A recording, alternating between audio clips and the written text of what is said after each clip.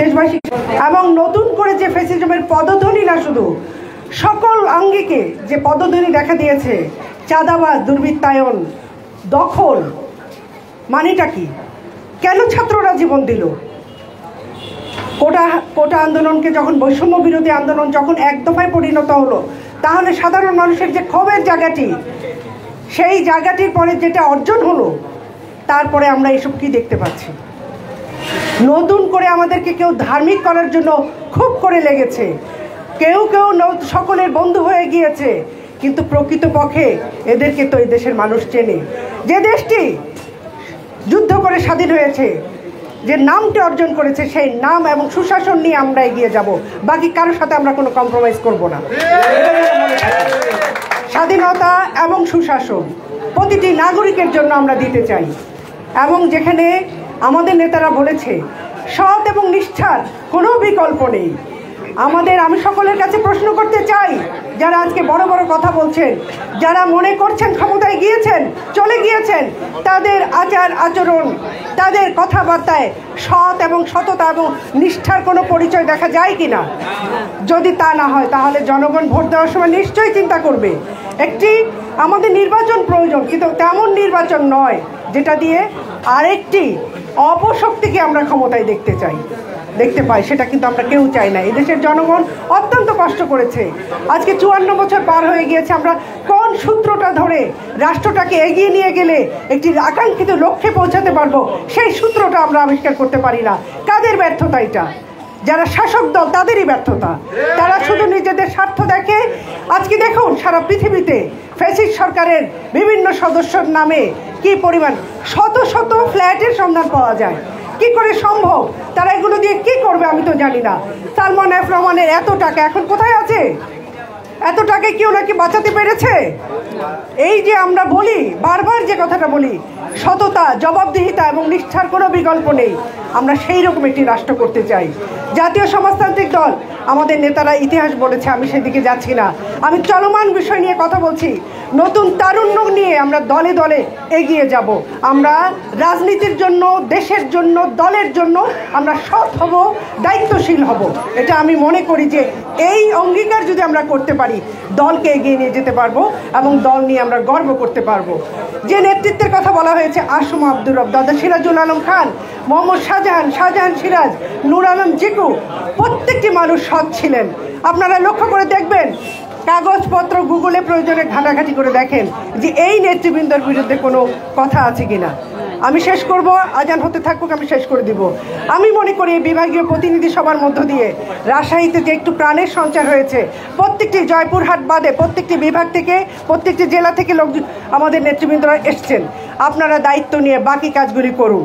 আমরা যদি সংগঠিত শক্তি বড় না হই, তাহলে কিন্তু আমরা আমাদের সততার কথা, আমাদের নিষ্ঠার কথা বলতে পারবো না। সেই জায়গাটি আমাদের অর্জন করতে হবে। তাহলে আমাদের যে বিগত, আমাদের ঐতিহাসিক যে নেতৃত্ব ছিল, যে ব্যক্তিত্ববান মানুষেরা ছিল, যারা আমাদেরকে পথ দেখিয়েছে, তাদের প্রতিও আমাদের যেমন আচরণ এবং বিনয়ী হওয়ার সুযোগ থাকবে, তাদেরকে আমরা সামনে নিয়ে আসতে পারবো, তেমনি আমরা আমাদের পথ চলার জায়গা করতে পারবো। সামনে নির্বাচন, সেই নির্বাচনে কি হবে জানি না, নির্বাচন আদৌ হবে কিনা তাও জানি না। কেউ আমাদেরকে অতি ধার্মিকতা শেখাতে আসবেন না, কেউ অতি গণতান্ত্রিকতা শেখাতে আসবেন না।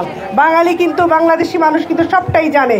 সুতরাং মানুষকে বোকা করে আগে যারা নিজেরা সুযোগ করে নিয়েছেন, তাদেরকে আমি বলবো একটু চিন্তা ভাবনা করুন, একটু জনগণকে দেওয়া কথা মতো, ওয়াদা মতো কথা রাখার চেষ্টা করুন।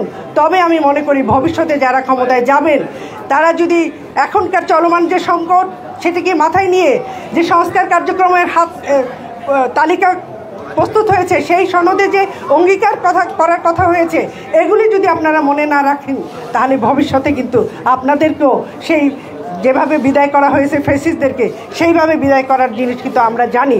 তরুণদেরকে নিয়ে সেই কাজটি করতে আমরা একদিনও বিলম্ব করব না। সুতরাং সকলে প্রস্তুত থাকবেন। সৎ এবং নিষ্ঠার রাজনীতি চাই। দলে দলে সকল শাখায় তরুণদের আগমন করুন। এই যে জিনিসটা আমি বলতে চাই যে আমাদেরকে বিভাগীয় সম্মেলন, আজকে আমাদের প্রতিনিধি সভা, এটা আমরা সম্মেলনে কিভাবে নিয়ে যেতে পারবো, কিভাবে আমাদের তরুণদেরকে আরও আমাদের দলের মধ্যে আস্তে আস্তে করে আমরা সন্নিবেশিত করতে পারবো, সেই চিন্তাটাই করতে হবে। আপনারা বারবার আমি বলেছি, যত সত্য বলুন, একক কণ্ঠে সেটা কিন্তু আমি কার্যকলাপে এবং আকাঙ্ক্ষিত লক্ষ্যে পৌঁছাতে পারবো না। সুতরাং আমাদের শক্তি বাড়াতে হবে দলীয় সাংগঠনিক, এবং সেটা কি হবে ভিত্তিতে, কিসের ভিত্তিতে? একদম ন্যায় নিশ্চিতা জবাবদিহিতার ভিত্তিতে। আজকে এখানে তরুণ এবং বয়োজ্যেষ্ঠদের মিলন, যে মধ্য দিয়ে বয়োজ্যেষ্ঠদের যে অভিজ্ঞতা আর তার মধ্য দিয়ে তরুণদের যে সাহস, এই দুটিকে আমরা একেবারেই কাছাকাছি নিয়ে আসতে হবে। তবে আমি মনে করি যে আমরা সাংগঠনিকভাবেও আগাতে পারবো এবং আমাদের নেতারা যে জন্য প্রাণ দিয়েছে, যে পথতে নির্দেশনা দিয়েছে, সেই দিকে আমরা এগোতে পারবো। তরুণদেরকে নিয়ে আমি বারবার এই জন্য বলছি, আজকে আমি মায়াকে ধন্যবাদ দেবো। মায়া সব সময় মেয়েদেরকে নিয়ে আসে। আমাদের নারীদের অনেক বেশি দরকার এই সমাজে। আমাদের এখানে সমস্ত কিছুর পরে আমরা কিন্তু পিছিয়ে আছি। আমরা 2-4 জন কথা বলছি, কিন্তু এই সুযোগটা কি সকলে পাচ্ছে? কেন পাচ্ছে না? কাজের কার্পণ্যতার জন্য পাচ্ছে না। সেখানে আমি নারীদেরকে যারা সংগঠিত করার চেষ্টা করছে তাদেরকে ধন্যবাদ দেই। যারা তরুণদেরকে নিয়ে কাজ করার চেষ্টা করছে তাদেরকে আমি একটি আহ্বান জানাবো। আজকে যারা ফেসিস্ট চলে যাওয়ার পরে নতুন করে যাদের বিরুদ্ধে কথা উঠছে, আঙ্গুল উঠছে, কিসের জন্য বলেন? দখলদার, চাঁদাবাজি, এসবের বিরুদ্ধে। তো এটি করে কি কোনো তরুণ একটি ভালো দল করতে পারে, নেতৃত্ব দিতে পারে? তাহলে কেন এটা সমাজে আছে? তারা কারা পেছন থেকে প্রশ্রয় দেয়? কারা এগুলাকে চায়? 17 বছর করতে পারেনি বলে কারা আক্ষেপ করে? আমি তো বুঝি না বিষয়টা। সুতরাং এই যদি হয় আমাদের রাজনৈতিক দলের যারা ক্ষমতায় যাবার স্বপ্ন দেখে, তাদের ইচ্ছা এবং তাদের কাজের প্রতিফলন, তাহলে কিন্তু দেশবাসীর জন্য দুর্ভাগ্য রয়েছে। সেখান থেকে বাঁচাবার জন্য আমি মনে করি জাতীয় সমাজতান্ত্রিক দল জেএসডি বিগত দিনেও কাজ করেছে, আগামী দিনেও কাজ করবে। আমি মনে করি আমাদের যে লিটারেচার রয়েছে, আমাদের যে 10 দফা রয়েছে, আমাদের যে জবাবদিহিমূলক চিন্তাভাবনা রয়েছে, সেগুলো নিয়ে প্রত্যেকটি মহল, প্রত্যেকটি জেলা কাজ করুক, সংশ্লিষ্ট দলগুলো কাজ করুক। তার মধ্য দিয়ে নতুনদেরকে প্রয়োজনে কথা বলুক, বুঝিয়ে বলুক তাদেরকে যে আমাদের কি করতে হবে। আমাদের এত কোটি মানুষের একটি দেশ, কিন্তু আমরা সত্যি খুব ধৈর্যের এবং ধৈর্যশীল না, এবং আমরা কোনো কিছু নিয়ে গবেষণা করি না, কোনো কিছু নিয়ে চর্চা করি না। সেই জায়গাটিও আমাদের তৈরি করতে হবে। আমরা কোনো কিছু তো মনোনিবেশ করি না। আমাদেরকে ডিজিটাল নেট দুনিয়ায় আমরা যে সময়টা দেই, সেই সময়টা কিন্তু আসলে আমরা নষ্ট করি। আমাদের প্রয়োজন লেখাপড়া করা, গবেষণা করা, পরস্পরের সাথে মত বিনিময় করা, তাহলে কিন্তু আমরা একটি জায়গায় পৌঁছাতে পারবো। আজকে তাড়াহুড়া, অনেকটাই বিশৃঙ্খল এলোমেলো বলেছি। আমি শুধু আহ্বান জানাবো, আসুন আমরা সকলে সংগঠিত হই, শক্তি বৃদ্ধি করি, এবং যা কিছু চলছে সেই অন্যায়, চাঁদাবাজি, হাদিয়াবাজি, অতি ধার্মিকতা, অতি ইসলাম, এগুলোর মধ্য থেকে বাঙালিকে আবিষ্কার করা যাবে না, সন্তুষ্ট করা যাবে না।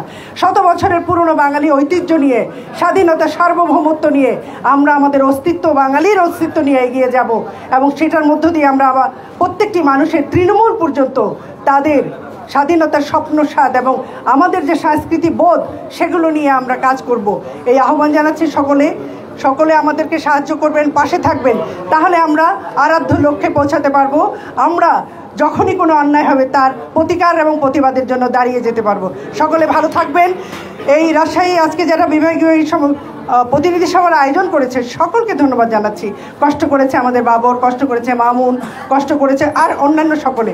আমরা চাই এই যে জেলাগুলোতে আমাদের কমিটি নেই, সেগুলোকে সম্পূর্ণ করে একটি বড় করে বিভাগীয় প্রতিনিধি সভা হোক। সেখানে আমাদের দলের সাধারণ সম্পাদক আসবে, আমরা আরও অন্যান্যদেরকে নিয়ে আসবো। প্রয়োজনে আমরা সারা দিন ব্যাপী করব, যেহেতু আজকে আমরা অনেকেই, মাসুম ভাই সহ অনেককেই আমরা বলতে দিতে পারিনি।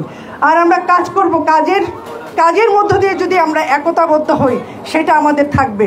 শুধু নাম কতগুলি একতাবদ্ধ দরকার নেই, আমরা কাজ নিয়ে এগোতে চাই।